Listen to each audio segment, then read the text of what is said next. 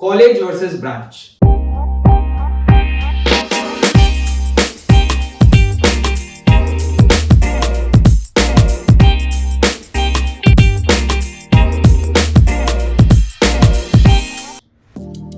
ये डाउट हर किसी बच्चे के मन में आता है जो अभी कोई कॉलेज में एडमिशन लेने वाला, यानी कि अभी के टाइम का ये सबसे इंपॉर्टेंट डाउट है कि भाई कॉलेज ज्यादा इंपॉर्टेंट है कि ब्रांच ज्यादा इंपॉर्टेंट है।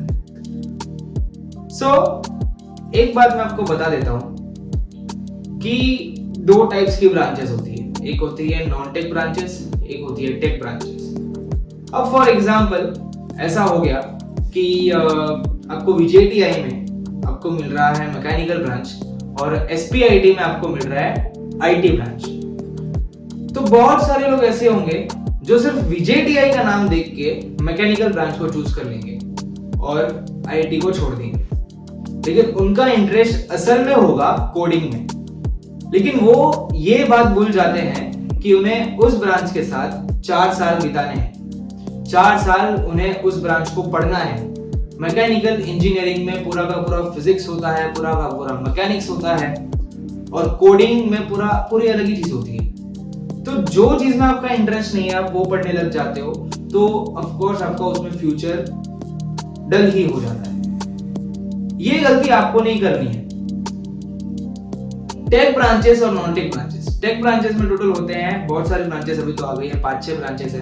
CS, IT, AIDS, AIML, CSEDS, IoT, ये सारी की सारी ब्रांचेस होती है टेक ब्रांचेस, जिसमें हम लोग कोडिंग करते हैं, कंप्यूटर का इस्तेमाल करते हैं। नॉन टेक ब्रांचेस यानी कि civil engineering, mechanical engineering, chemical engineering, production engineering, जिसमें हम लोग कंप्यूटर का इस्तेमाल नहीं करते हैं। आपको ये भी पता है, अब अगर आप 12th में और इंजीनियरिंग चूज करने वाले हो, आपको इतना तो पता ही होगा कि प्लेसमेंट की जब बात आती है तो पैकेज टेक ब्रांच वालों को ज्यादा मिलता है as compare to non tech branches. तो जब तक आपको अंदर से इंटरेस्ट नहीं है कि मुझे मैकेनिकल करना है, मुझे सिविल करना है, तब तक आप वो ब्रांच मत लेना। क्योंकि ये बहुत ऑब्जर्व किया गया, अगर आप कोई भी अपने सीनियर भैया या फिर दीदी से पूछोगे तो वो भी यही बोलने वाले हैं कि सबसे ज्यादा डिफिकल्ट ब्रांच होती है मैकेनिकल इंजीनियरिंग। उसमें बहुत सारा वास्ट पोर्शन होता है, सिलेबस होता है, आपको बहुत सारे सब्जेक्ट होंगे, पढ़ने में भी प्रॉब्लम होगी। अगर आपको आप अज्यूम ही कर लो कि आप कोडिंग वाले बंदे हो और आपने सिर्फ कॉलेज का नाम देख के मैकेनिकल इंजीनियरिंग ले ली है। अब आपको 4 साल मैकेनिकल इंजीनियरिंग पढ़नी है जो आपको पसंद भी नहीं है, आपको इंटरेस्ट भी नहीं है, आपको 4 साल पढ़ना है।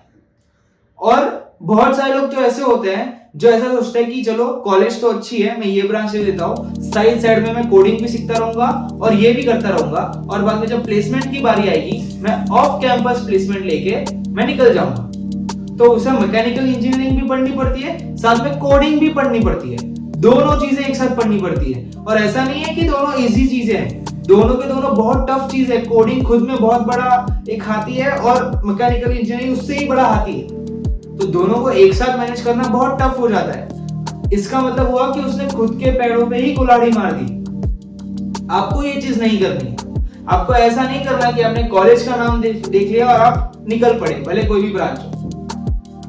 अभी अगर टेक ब्रांच की अगर मैं बात करूं तो सारी की सारी जितनी भी टेक ब्रांचेस हैं, CS, IT, AIDS, AIML, जितनी भी टेक ब्रांचेस हैं, सारी की सारी टेक ब्रांचेस 75% सेम है। आप कोई भी कॉलेज की वेबसाइट पे जाओ, उनका सिलेबस चेक करो, आपको दिख जाएगा कि 75% सब्जेक्ट्स तो सेम ही है। और अगर मैं प्लेसमेंट की भी बात करूं तो 80% ऑफ द कंपनीज सिर्फ इतना स्पेसिफाई करती है कि हमें टेक ब्रांच वाले बच्चे चाहिए। कोई भी कंपनी ऐसा नहीं बोलती कि CS वाले बच्चे चाहिए, IT वाले बच्चे चाहिए, AIDS वाले बच्चे चाहिए, नहीं। 85 to 90% ऑफ द कंपनीज ऐसा डिस्क्रिमिनेशन करती नहीं है। बहुत ही रेयर कोई कंपनी होगी, बहुत रेयर कंपनी होगी जो ऐसा बोलती होगी या तो मुझे CS के बच्चे दो या तो AIDS के बच्चे दो प्लेसमेंट के लिए, वरना सारे टेक ब्रांचेस के बच्चे सारी की सारी कंपनीज में बैठ सकते हैं। 85 to 90% ऑफ द कंपनीज में बैठ सकते हैं प्लेसमेंट के लिए। तो ज्यादा कुछ डिफरेंस आता नहीं है। अगर आप CS लो, अगर आप IT लो, अगर आप AIDS लो, अगर आप AIML लो, ज्यादा कुछ डिफरेंस आने वाला नहीं है, पढ़ाई में भी, सिलेबस में भी और आपके प्लेसमेंट में भी। तो अगर ऐसा हो गया कि VJTI में अगर आपको मिल रहा है AIDS अगर और SPIT में आपको CS ब्रांच मिल रही है तो इसमें आप ब्रांच में कॉम्प्रोमाइज कर सकते हो। बहुत लोग ऐसा होता भी है कि CS AIDS से ऊपर आता है, लेकिन आपको VJTI में AIDS मिल रहा है, तो अगर आप VJTI चूज करोगे तो चलेगा, क्योंकि आपने टेक ब्रांच के बीच में ही कॉम्प्रोमाइज किया है। टेक ब्रांच है, ये भी टेक ब्रांच है, IT भी टेक ब्रांच है और AIDS भी टेक ब्रांच है, तो ज्यादा कुछ डिफरेंस पड़ने वाला नहीं है। लेकिन अगर ऐसा हो गया कि VJTI में मैकेनिकल मिल रहा है आपको और SPIT में अगर आपको AIDS मिल रहा है और आपने VJTI चूज कर लिया, तो ये बेवकूफी है, क्योंकि आपको कोडिंग में इंटरेस्ट है।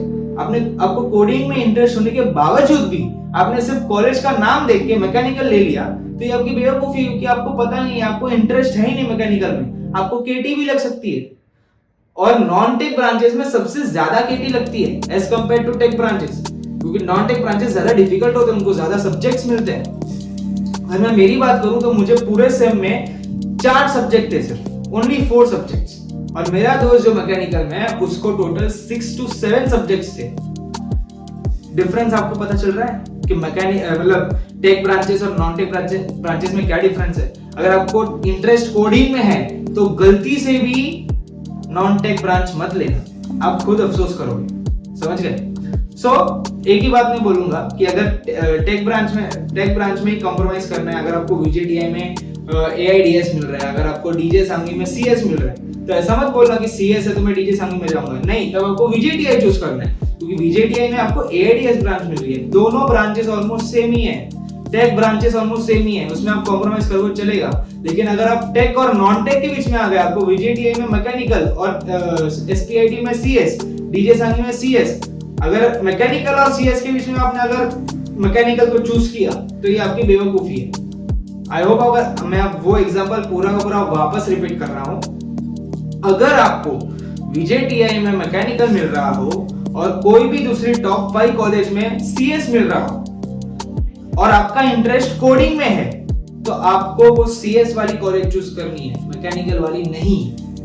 ऐसा मेरा मानना है, क्योंकि मुझे ऐसा लगता है और मैंने ऐसे बहुत सारे एग्जांपल्स देखे हैं जो सिर्फ कॉलेज का नाम देख के कोई भी ब्रांच ले लेते हैं और बाद में वो पछताते हैं। और मैंने ऐसे भी बच्चे देखे हैं, ऐसे भी एग्जांपल्स देखे हैं जो बुरी कॉलेज में 3 टायर कॉलेज 2 टायर कॉलेज में जाके, लेकिन वो अपना इंटरेस्ट यानी कोडिंग, जो भी आपका इंटरेस्ट हो, अगर आपको मैकेनिकल में इंटरेस्ट है तो आप मैकेनिकल चूज करो, अगर आपको कोडिंग में इंटरेस्ट है तो आप कोडिंग चूज करो। सारी की सारी इंजीनियरिंग अच्छी है, सबका स्कोप है, सबकी वैल्यू उतनी ही है, लेकिन आपका जो इंटरेस्ट है आप वो इंजीनियरिंग करो। मैं ऐसा नहीं बोल रहा कि नॉन टेक ब्रांचेस अच्छी नहीं होती, टेक ब्रांचेस अच्छी होती है, सारी की सारी ब्रांचेस अच्छी है, सारी की सारी इंजीनियरिंग अच्छी है। मेन है आपका इंटरेस्ट, आपका इंटरेस्ट क्या है।